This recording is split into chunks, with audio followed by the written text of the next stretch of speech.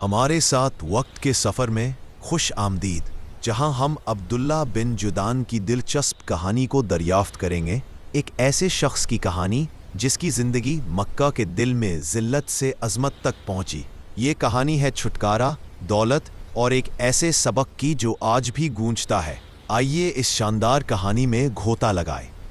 अब्दुल्ला बिन जुदान, जो हज़रत अबू बकर सिद्दीक रज़ियल्लाहु अन्हो के दूर के रिश्तेदार थे, हमेशा से इज़्ज़तदार शख्सियत नहीं थे। जाहिलियत के ज़माने में वो अपने गैर जिम्मेदाराना रवैये के लिए जाने जाते थे। गुनाहों और शरारतों में डूबे हुए उनके ख़ानदान और कबीले ने उनसे किनारा कशी कर ली थी। उनके अपने वालिद उनसे नफ़रत करते थे और इस नफ़रत अंगेज़ रवैये ने उन्हें टूटने के दहाने पर ला खड़ा किया। एक दिन ये नफ़रत का बोझ बर्दाश्त ना कर सके और अब्दुल्ला मक्का की वादियों की तरफ निकल पड़े, शायद मौत को गले लगाने के इरादे से। उनकी नज़र एक पहाड़ी गार पर पड़ी और उन्होंने सोचा कि शायद इसके अंदर कोई ख़तरनाक जानवर हो जो उन्हें हमेशा के लिए इस ज़िल्लत से निजात दे दे। लेकिन अब्दुल्ला को मौत के बजाय एक ऐसा ख़जाना मिला जो उनके तसव्वुर से भी परे था। गार के अंदर उन्होंने एक सुनहरी अजदहा का मुजस्समा देखा, जिसकी आंखों में याकूत के चमकते हुए पत्थर जारे हुए थे। वहां कबीला जुरहुम के पुराने बादशाहों की कब्रें थीं, जिनमें हारिथ बिन मुद्दात की कब्र भी शामिल थी, जो बरसों पहले ना जाने कहाँ गायब हो गई थी। सोना, चांदी और हीरे जवाहरात का अंबार था और एक सुनहरी तख्ती पर इन बादशाहों की तारीख़ वफ़ात और हुकूमत की तफसीलात दर्ज थीं। अब्दुल्ला ने अपनी ख्वाहिश के मुताबिक जवाहरात लिए, गाड़ के मुंह पर पहचान का निशान लगाया और अपनी कौम की तरफ वापस चले गए। अब ना वो नाआम थे, बल्कि एक अजीम दौलतमंद शख्स बन चुके थे। अपनी इस नई दौलत के साथ अब्दुल्ला ने अपनी ज़िंदगी का रंग ही बदल दिया।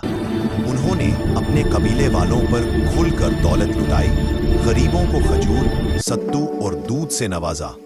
उनकी दावतें इतनी मशहूर हुईं कि लोग दूर दूर से उनमें शामिल होने आते।